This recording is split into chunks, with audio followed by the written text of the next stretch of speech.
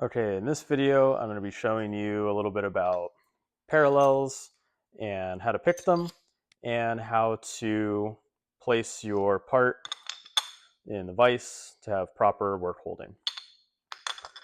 So first off, we have parallels. These are 1/8 of an inch thick and they come in a variety of heights and they're all about 6 inches because the vise is 6 inches.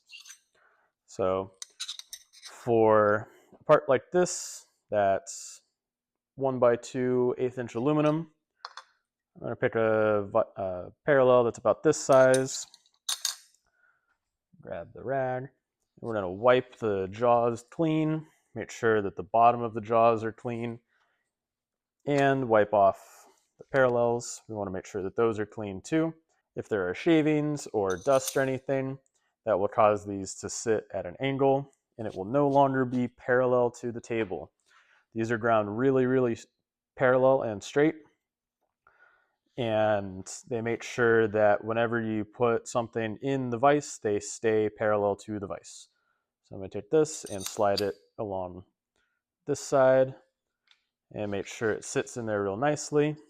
If you slide it back and forth, you can kind of feel if there's a chip or something that's not supposed to be in there. Now this is a little tool that I have, just happened to be lying around, so I'm going to use this. You want to make sure that there's nothing that's going to hit those parallels and make it not sit flat. So again, you want to wipe it clean, make sure there's no chips on it, and I'm going to put it in there. Now, I'm going to pretend that I have several of these parts that I need to machine. So I've already gone ahead and used the edge finder and set my 0 to be the corner of this vise. So now, every time I can put the 1, 2, 3 block there, slide my part in, hold it very gently, and now it's in there and it's flat to the side and it's resting on the parallels. So now that the part is in there and it's flat to the side, you can take your finger and feel if it's okay.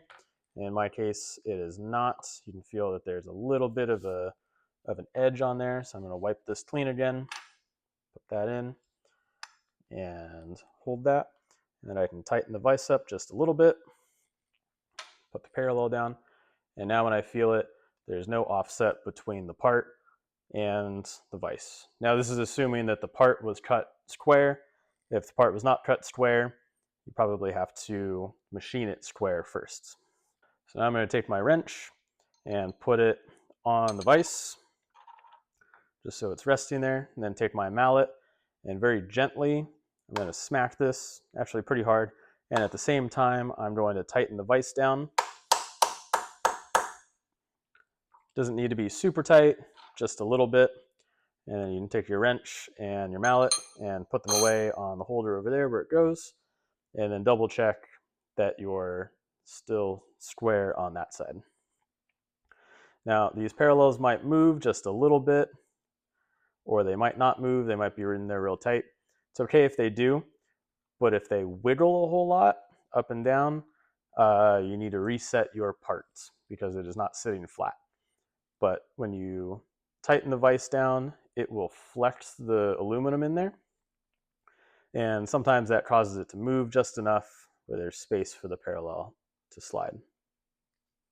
That's why we don't want to tighten it up too much, because if it's too tight, it'll warp the material, and that's no good. So now I'm going to take this out, put the wrench on there, pull it. Once it's loose, you can open it up by hand a little bit, and this thing slides, so you can just pull it loose a little bit so you don't have to undo it all the way. Now I can take this part out and put the parallels back where they go. Now I have another part that I'm going to put in there and show you. This is a piece of steel that I had lying around. It doesn't fit in the vise right now, so I'm going to open this up. There we go. Now it fits. Now I want to put holes in this piece of steel on both ends, and I need them to be very specific distance relative to each other. So when I do that, I don't want to edge find off of here, drill the hole, or better yet, like I was showing you. Okay, let's pause for a second. What I meant to say here was when you need the holes to be a specific distance apart from each other. You don't want to be moving your material around or having to flip it around all the time. That will cause errors in the distance between the holes. So it's best to leave it in one spot and do as many things as you can, as many operations as you can before having to move the part. I don't want to drill the hole over here and then have this sticking off on the side, because this acts like a lever, and when you push down on it, it will wiggle and move a whole lot. Steel not so much, but aluminum quite a bit, and it'll make a terrible sound. So to avoid that, I'm going to put this in the middle so that there's not as much of a lever on either side and it won't wiggle as much. Another quick pause. There is a limit to how much material you can overhang from the vise. Normally it's about 2 or 3 inches. With aluminum, it's fairly soft and it likes to flex. So if you go beyond that on either side, you're going to need to do a special setup to support the material. It's still going to make a terrible sound, and you're going to have some inconsistencies in where your holes are placed or what kind of milling you're doing. So we try and avoid it as much as we can. Now, if you saw, I moved the parallels when I did that. I wanted to make sure that they are sitting flat against the jaws. Then I can go ahead and tighten this down just a little bit. And just like before, put the wrench on it and give it a little tap, and now it's in there. And in this case, the parallels, the one in the back does move just a little bit, but it doesn't wiggle up and down, so it's pretty good right there. So now, because this is sitting over here, I do need the edge find off of this side, but the back edge here is still parallel, and technically it's the same 0 points as the back of the vise. So I only need to set my X offset. I don't need to set my Y. And you can do that by moving it to the side and doing the whole thing to edge finds, but that was another video. Okay, now I'm going to show you why we need the right heights of parallels. I'm going to take these and put them back in here. I've already wiped them clean and put the part in here. So when I put that down, that whole side of the material is being grabbed by the vise, and there's just a little bit on top that's open. And that's perfect. We want as much of the part to be held in the vise as possible. Now, if I take these out and swap them for another set, these are quite a bit bigger. And if I put that in there, when I put the part down, there's much more of the part exposed. Put the other one in so it'll rest. There's much more of the part exposed, and you only do this when you really, really need to. If you're trying to take off a little bit on the top here or something like that, it's okay. You still have a good grab on it. But if we go and do something silly and take these parallels, oh look, you can see. This is 1/8 this way by 1 5/8 this way by 6 inches this way. If I put that in there, you can see there's only a little bit of material that will, of the vise that will grab the part that you have. And this is no good.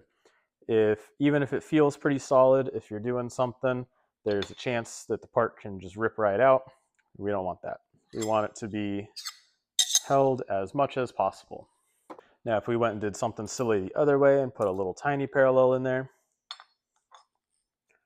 when we set this down, now the part is sitting below the jaw, which is not terrible, but if you're machining the face or something, you run the risk of hitting the jaw, and we don't want to hit the jaw. These are really hard pieces of steel, and it will damage our tools and damage the vise. We don't want that. So we want to pick the appropriate sized parallels every time. The other thing that I forgot to mention was picking the parallel heights so that you have a little bit of space between the bottom of the part and the bottom of the jaw. When you're drilling through something, you want to make sure that it can go far enough down where you can get both sides and not go too far and hit the bottom of the vise, because then that'll damage the vise and your tool, and we don't want that. So we want to have, if we're drilling all the way through or machining all the way through, we want to make sure that we are up on parallels and we are aware of how tall they are so that we don't go too far through the part and damage the vise.